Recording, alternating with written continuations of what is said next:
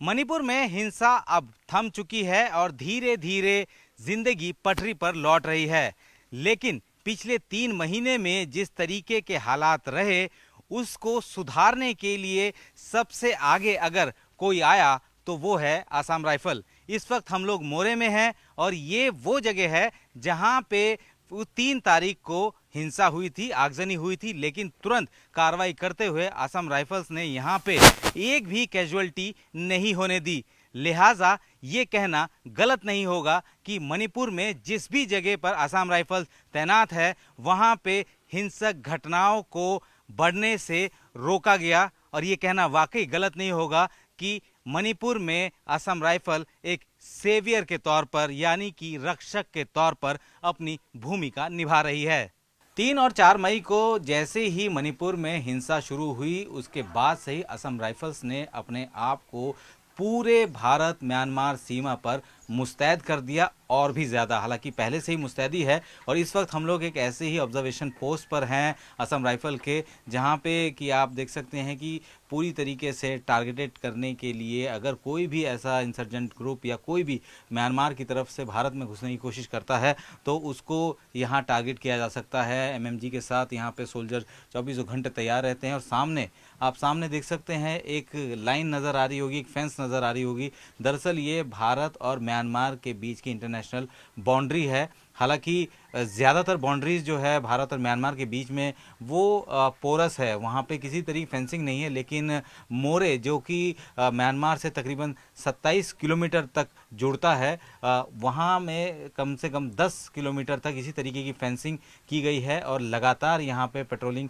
की जा रही है। ये वो जगह है जहाँ पे कि फेंस है और इसीलिए इसको भी लगातार गार्ड किया जाता है। एक पेट्रोल पार्टी इधर से निकलती है तो दूसरी पेट्रोल पार्टी दूसरी कंपनी से आती है और बीच में ये लोग लिंक अप करते हैं, उसके बाद फिर वापस चले जाते हैं अपनी अपनी कंपनीज पे। तो ये एक नॉर्मल प्रोसेस है। लेकिन जैसे ही मणिपुर में स्थितियाँ खराब हुई इन सब जगह पे, क्योंकि ये फेंस है, इन फेंस को पार करना भी बहुत मुश्किल है, बावजूद इसके भारतीय सेना, भारतीय जो असम राइफल्स है वो बिल्कुल भी किसी तरीके की चूक नहीं रखना चाहते। लिहाजा इस तरीके की पेट्रोलिंग लगातार हो रही है।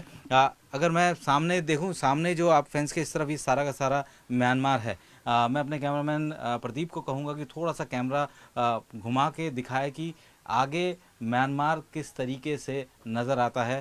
ये खाली ग्राउंड जो है ये म्यांमार का हिस्सा है, आप देख सकते हैं। बिल्कुल जो इंटरनेशनल बाउंड्री है उसके साथ का हिस्सा जो है म्यांमार का है। और अब धीरे धीरे आप सामने की तरफ देख सकते हैं कि सामने जो इलाका है, क्योंकि सिर्फ 10 किलोमीटर तक ही फेंस बनी है, तो ये मोरे की वो जगह है जहाँ पे कि फेंसिंग यहाँ तक आके ख़त्म हो जाती है। उसके बाद हालांकि केंद्रीय गृह मंत्रालय और बाकी अलग अलग एजेंसी, राज्य सरकार भी फेंसिंग के लिए अलग अलग तरीके के प्रोजेक्ट्स पर काम कर रही है। और ये सामने आप नीले रंग का घर देख रहे हैं, ये भारत में है। लेकिन जैसे ही थोड़ा सा कैमरा अपने दूसरी तरफ जाएगा तो जितनी बड़ी सी इमारत आप नज़र आ रही है वो जो इमारत है, वो जो घर है वो म्यांमार में है। और यहाँ पे किसी भी तरीके का फेंस नहीं है। रोड से खड़े होकर ये बता पाना बहुत मुश्किल हो जाता है कि कौन सा इलाका जो है वो म्यांमार का है, कौन सा भारत का है। और यहाँ पे लोग आराम से आना जाना कर सकते हैं। ये राइट हैंड साइड में जो है सीधे हाथ में वो भारत है और उल्टे हाथ में अगर लेफ्ट हैंड साइड की बात करें जो इमारत दिख रही है वो म्यांमार है। तो यहाँ जहाँ तक इस तरीके की फेंस है उन फेंस पर तो मुस्तैदी की ही जा रही है। लेकिन जहाँ पे फेंसिंग नहीं है और दोनों तरफ रिहाइश है तो वहाँ पे बाकायदा 24 घंटे असम राइफल्स के जो जवान होते हैं वो मुस्तैदी के साथ वहाँ खड़े रहते हैं और ये देखते रहते हैं कि किसी तरीके का कोई भी ऐसा अनवांटेड पर्सन जो है, आदमी जो है, इंसान, वो इस तरफ ना आ सके। तो फिलहाल पूरे जो भारत और म्यांमार की सीमा है उस पर असम राइफल्स ने अपने आप को और ज़्यादा मुस्तैद किया है। हालांकि साल के 12 महीने 24 घंटे यहाँ मुस्तैदी ऐसे ही रहती है। लेकिन चूँकि जिस तरीके के हालात बने पिछले 2-3 महीने के अंदर मणिपुर में, उसको देखते हुए असम राइफल्स और भी ज़्यादा एक्टिवली इस पूरे जो इंटरनेशनल बॉर्डर है उसको गार्ड करने में लगी हुई है। भारत और म्यांमार की सीमा में इस वक्त हम लोग भारतीय इलाके में हैं। ये फेंस आप इधर देख सकते हैं, ये फेंस के दूसरी तरफ का इलाका म्यांमार का है और यहाँ पे लगातार दिन रात 24 घंटे, चाहे बारिश हो चाहे किसी तरीके का मौसम हो, यहाँ पे असम राइफल अपने एरिया की, अपने इलाके की, भारत की सरहदों की रक्षा करते हैं। लगातार पेट्रोलिंग होती है और जब से हालात बिगड़े थे, यानी कि 3 और 4 मई के दौरान जिस वक्त हिंसा हुई और मणिपुर में स्थितियां थोड़ी सी खराब होनी शुरू हुई थी, उसके बाद से लगातार असम राइफल्स पूरे जो ऐसे बॉर्डर्स हैं, बॉर्डर के ऐसे हिस्से हैं जहां पे कि फेंस है या फेंस नहीं है, वहां सब जगह उन्होंने जो है अपनी मुस्तैदी को और अपने जो ऑपरेशंस को जो है उसको और इंटेंसिफाई किया। इस वक्त ये आप देख सकते हैं कि ये एक बॉर्डर फेंस है, ये बॉर्डर फेंस यहाँ गेट है और चूँकि बहुत मुश्किल होता है कि इस तरीके के फेंस को क्रॉस करके जो है किसी भी तरीके की एक्टिविटी करना। आप सामने देख सकते हैं गेट है, गेट में कई सारी बॉटल्स इन्होंने टांग रखी है कि अगर कोई भी इस तरफ आने की कोशिश करता है तो ये भी सिग्नलिंग दे देते हैं। एक तरफ से जो ओपी पोस्ट है, ऑब्जर्वेशन पोस्ट है, वो ऑब्जर्वेशन पोस्ट से लगातार इस पैच पर, क्योंकि यहाँ से लेके आगे तक 10 किलोमीटर तक इसी तरीके का फेंस है और इसी तरीके के फेंस में ऐसे ही भारतीय सेना के और असम राइफल्स के जवान लगातार मुस्तैदी से जो है वो पेट्रोलिंग करते रहते हैं। और एक तरफ से, क्योंकि 10 किलोमीटर का पूरा पैच है और ऐसे में पूरे पैच को कवर करने के लिए एक टीम इधर से मूव होती है तो दूसरी टीम आगे से मूव होती है और इसी तरीके से लगातार इस पूरे इलाके को गार्ड किया जाता है। ऐसा नहीं है कि ये सिर्फ और सिर्फ अभी किया जा रहा है क्योंकि यहाँ पे मणिपुर के हालात थोड़े से ख़राब है। ये इनकी नॉर्मल ड्यूटी है।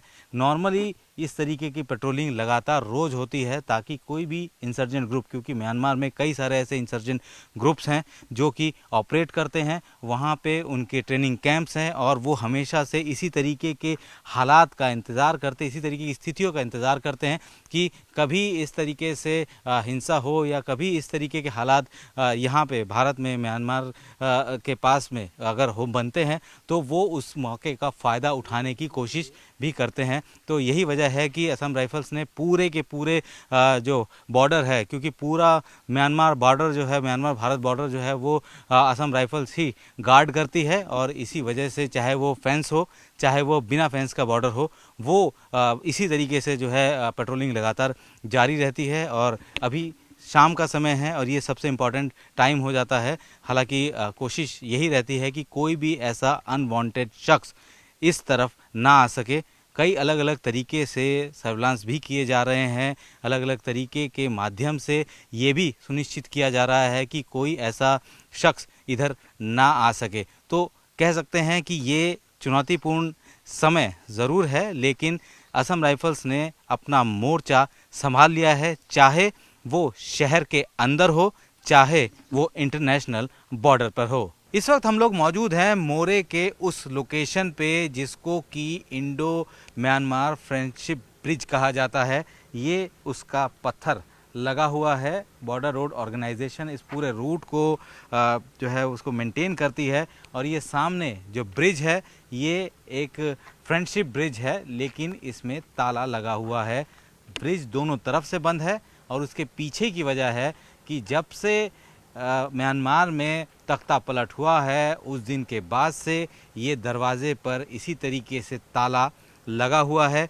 नहीं तो इसी रूट के ज़रिए म्यांमार से भारत में म्यांमार की गाड़ियां भी आती थी और भारत की गाड़ियां भी वहां तक जाती थी। फ्री बॉर्डर मूवमेंट रिजीम के तहत वहाँ के लोग भी यहाँ आके शॉपिंग कर सकते थे और यहाँ के लोग भी, मतलब भारत के लोग भी वहाँ जाके शॉपिंग कर सकते थे। लेकिन जब से वहाँ पे सैनिक शासन लागू हुआ, तख्ता पलट हुआ, तब से ये फ्रेंडशिप डोर बंद है, ताला उसमें जड़ा हुआ है और असम राइफल्स लगातार इस जगह पर निगरानी करती रहती है। 3 और 4 मई को जब मणिपुर में हिंसा हुई, उसके बाद से इस बात का डर सताया जा रहा था या इस बात की आशंका जताई जा रही थी कि हो ना हो जो वैली बेस इंसर्जेंट ग्रुप हैं, म्यांमार में ऑपरेट करते हैं, म्यांमार आर्मी के साथ भी रहते हैं, वो कहीं इस मौके का फ़ायदा उठाकर यहाँ भारतीय इलाकों में ना आ जाए। लिहाजा दिन रात लगातार इसी तरीके से पेट्रोलिंग हो रही है। ये अनमैन्ड, यानी कि ये कह सकते हैं कि किसी तरीके का फेंस नहीं है इधर।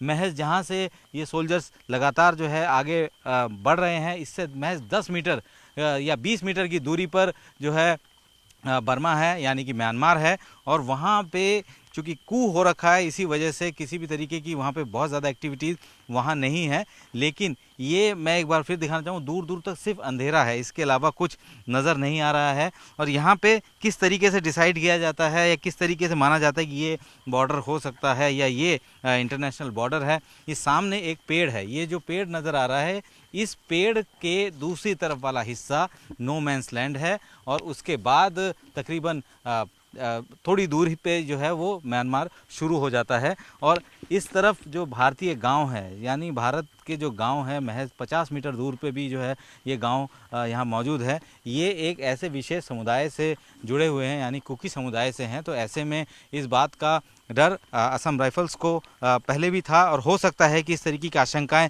थी कि हो सकता है कि यहाँ से वैली बेस इंसर्जेंट ग्रुप इस तरफ आके किसी बड़ी घटना को अंजाम दे सकते हैं।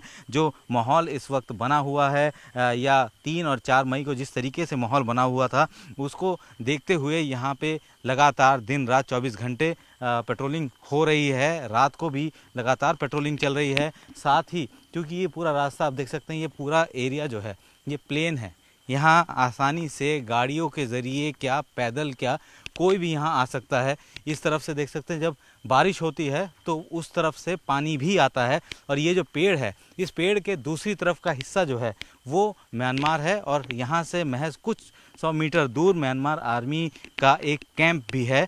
और उन्हीं कैंप के आसपास जो प्लेन एरिया है जिसको वैली बोला जाता है, वहाँ पे इंसर्जेंट ग्रुप्स हैं, उनके कैंप्स हैं, वो वहाँ पे ट्रेनिंग भी देते हैं। और हर ऐसे मौके का वो इस्तेमाल करना चाहते हैं कि जब भी भारत में इस तरीके की स्थितियां बनती है, क्योंकि बहुत सारे ऐसे समुदाय हैं जो कि जिनके इंसर्जेंट ग्रुप्स उधर भी हैं और यहाँ पे उनके लोग भी रहते हैं। तो ऐसे में इस बात की आशंका ज़रूर जताई जा रही थी। लिहाजा असम राइफल्स ने अपने आप को मजबूत करते हुए ना सिर्फ यहाँ पे नाका लगाया, नाके के बाद जो है उस सब जगह पर जो है वो सामने आप देख सकते हैं जो इमारत है, इसमें भी नाका लगा हुआ है और कोई भी यहाँ पे नहीं आ सकता है। इस तरीके की मुस्तैदी रात को भी है, दिन में तो यहाँ ड्रोन के ज़रिए भी सर्विलांस किया जाता है। तो इस वक्त न्यूज़ 18 इंडिया ग्राउंड ज़ीरो पर है, international border Bharat Myanmar border पर है। और किस तरीके से 3 और 4 मई को जो घटनाक्रम हुआ वो और ज़्यादा ना बढ़े,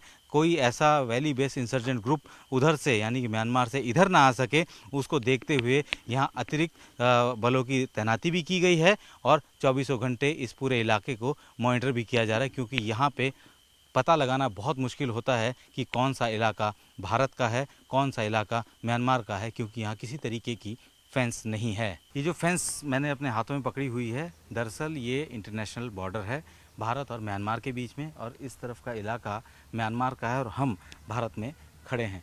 ख़ास बात यह है कि जिस वक्त यहाँ पे क्लैशेस हुए, जिस 3 मई को जब यहाँ आगजनी हुई, तो उस वक्त ये सारी जगह पे यहाँ से किसी भी तरीके का कोई ऐसा इलीगल मूवमेंट ना हो, उसको रिस्ट्रिक्ट करने के लिए असम राइफल्स ने अपने आप को यहाँ पे पूरी तरीके से तैनात कर दिया। और ये तो फिर भी यहाँ पे रोड साइड में इस तरीके की बाउंड्री है, इस तरीके का एक स्ट्रक्चर बनाकर जो है यहाँ पे तैयार किया गया है। लेकिन बहुत सारा इलाका ऐसा है जहाँ पे इस तरीके की बाड़ भी नहीं है, इस तरीके की फेंस भी नहीं है। वहाँ पे भी असम राइफल्स ने अपनी मुस्तैदी को बढ़ाया ताकि उस इलाके का फ़ायदा उठाकर कोई insurgent group, valley base insurgent group इस तरफ आके किसी भी बड़ी घटना को अंजाम ना दे सके। यहाँ पे जो हिंसा हुई उस वक्त असम राइफल्स ने जो पीड़ित पक्ष है उनको यहाँ से रेस्क्यू किया, और जो यहाँ पे जो हिंसा कर रहे थे उनको वैली बेस इंसर्जेंट ग्रुप आके हिट ना करे, उसके लिए भी असम राइफल्स यहाँ पे मुस्तैद है। दोनों समुदाय को जिनके बीच में क्लैशेस हुए, उन दोनों समुदाय की रक्षा के लिए, उनकी सही सलामती के लिए असम राइफल्स यहाँ पे पूरी डेडिकेशन के साथ जुटी हुई है। 3 मई को जब मोरे में हिंसा हुई उसके बाद से असम राइफल्स ने तकरीबन 4000 से ज़्यादा लोगों को वहां से रेस्क्यू किया और अपने इस बटालियन हेडक्वार्टर में उनको रखा। अमूमन ज़्यादातर लोगों को यहाँ से डिस्प्लेस किया जा चुका है, लेकिन अब भी कुछ फैमिलीज़ जो है वो यहाँ पे मौजूद हैं। इन्हीं से पूछेंगे कि आखिर किस तरीके से आपको इवैक्यूएट किया गया। आपका नाम क्या है? ब्लेस्दा।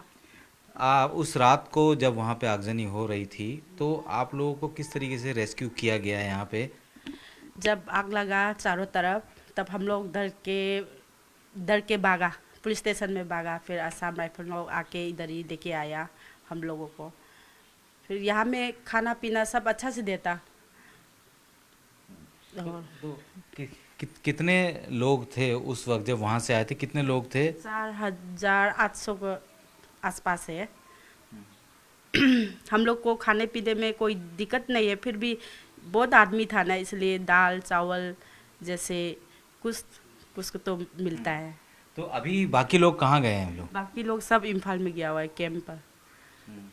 लेकिन आप लोग अभी भी यहीं पर, यहाँ पे व्यवस्था ठीक है? हाँ ठीक है, बिल्कुल ठीक। खाना पीना सब क्या बोलेगा, सब घर का आइटम सब दे रहा है। सब मतलब पानी उनी खाना उना सब्जी उब्जी पूरा दे रहा है वो लोग ने, हम लोग के लिए मदद कर रहा है।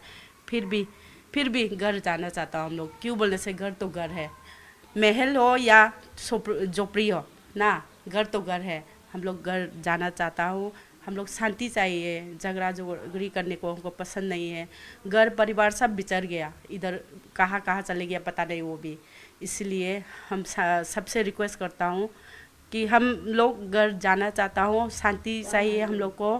थोड़ा सा और बात करते हैं। आप क्या यहाँ पे हैं? अच्छा, तो आप बताएं। तो घर भी चला दिया ना, घर भी चला, एक समान नहीं है। हम लोग में 3 दार में आया, 3 दार में आके अभी हम लोग पैदा 3 महीना ऊपर हो गया। तो अभी आपको आगे जाना है या आप लोग यहीं पर? इधर ही बैठेगा बेटा, कोई नहीं है इम्फाल का। उधर को भी क्या करेगा, एक ही है, पैसा भी 1 रुपया भी नहीं है। खाना पीना का भी लुंगी भी नहीं है, कपड़ा भी नहीं है। अच्छा रहे पहले सब मदद करा है हमने लोग। अच्छा, खाना पीना तो जितने भी लोगों को वहाँ से लेके आए थे, रेस्क्यू करके लेके आए थे, उन लोगों को इसी सब जगह पे रखा गया था? हाँ, सब रखा इधर ही, आधा तो जल गया। हम लोग इधर ही, कोई नहीं है करके इधर ही बैठा। अच्छा, तो आप लोगों का कोई नहीं है इम्फाल में, तो इसीलिए आप लोग यहीं पर ही है? रास्ता नहीं है होने से भी अपना अपना तकलीफ है ना। हमारा माँ बाप खानदान में जाने से भी कितना दिन में बैठेगा, कितना दिन देखेगा वो लोग। हाँ, वो लोग भी करे, हम लोग को भी बाकी आया मोरे से, इसलिए हम लोग इधर ही पढ़ा है। शुक्रिया। तो ये तो दर्द है और शायद इस तरीके के दर्द से उबर पाना किसी के लिए भी मुश्किल होगा, लेकिन ज़िंदगी है जो कि चलती रहती है, हालात बदलते हैं। अभी ये हालात है, आने वाले दिनों में और बेहतर हालात होंगे, लेकिन इतना तो तय है कि जिस तरीके से यहाँ पे असम राइफल्स ने मदद के लिए अपने आप को आगे बढ़ाया और जितने भी ऐसे जो परिवार थे जो यहाँ पे इफ़ेक्टेड थे मोरे में, उनको रेस्क्यू किया, अपने यहाँ रखा, खिलाया पिलाया, शेल्टर दिया, उसके बाद यहाँ से जो भी इम्फाल में जाना चाहता था उनको वहाँ तक भी सुरक्षित पहुँचाया।